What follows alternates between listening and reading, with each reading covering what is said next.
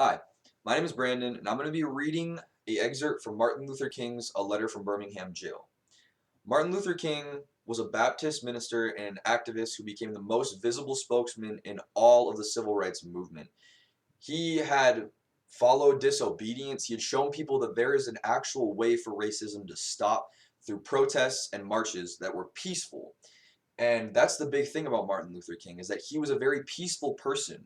He was one of the only peaceful people. And when it came to blacks and whites at the time, there was no getting along. They didn't know what that was. So, the Birmingham, Alabama campaign began in April of 1963. At the time, Birmingham had an extreme reputation to be extremely racist, one of the most racist cities. So he organized a series of rallies and a series of marches that were going to go through Birmingham so that he could get his point across to say, racism doesn't even have to be a thing.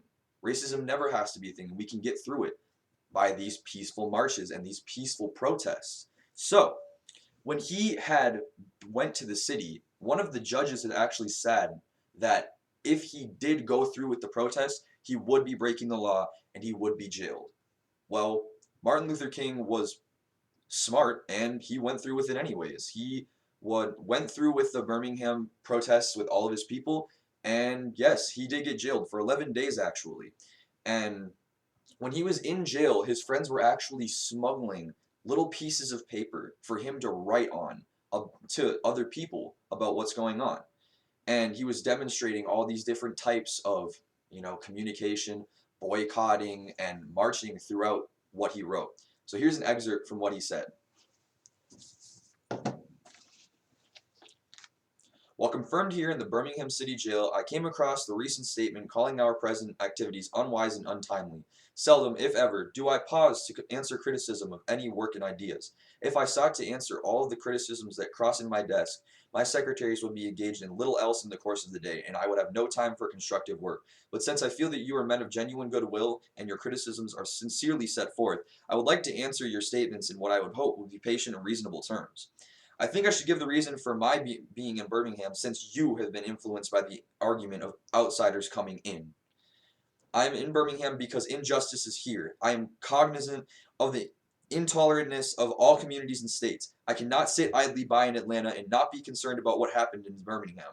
Injustice anywhere is a threat to justice everywhere. We are caught up in an inseparable network of mutuality, tied in a single garment of destiny. Whatever affects one directly affects all indirectly. Never again can we afford to live with the narrow, provincial, outside agitator idea. Anyone who lives inside the United States can be considered an outsider, can never be considered an outsider.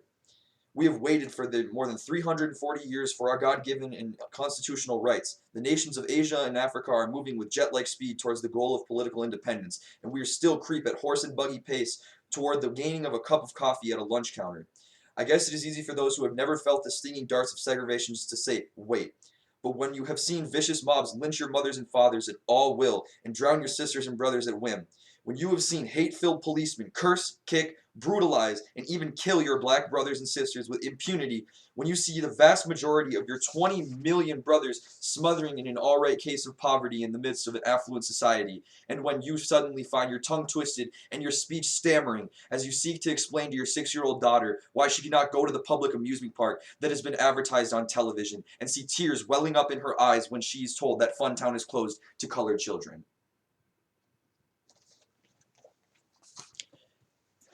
In conclusion, I think Dr. Martin Luther King Jr.'s letter was extremely important to all different types of people, no matter who you were, black, white, Latino, any type of person could have got something from that letter.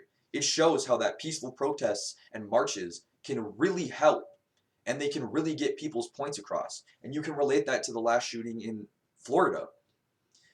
People, kids and teenagers have been walking out of school to show that they want to be safe at school. They want to be safe.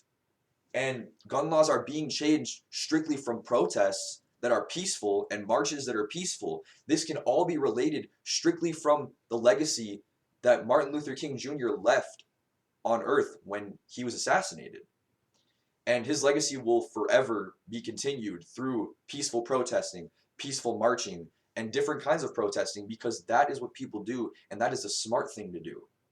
My name is Brandon Magello, and that was me reading an excerpt from Martin Luther King's letter from Birmingham jail. Have a good day. Thank you.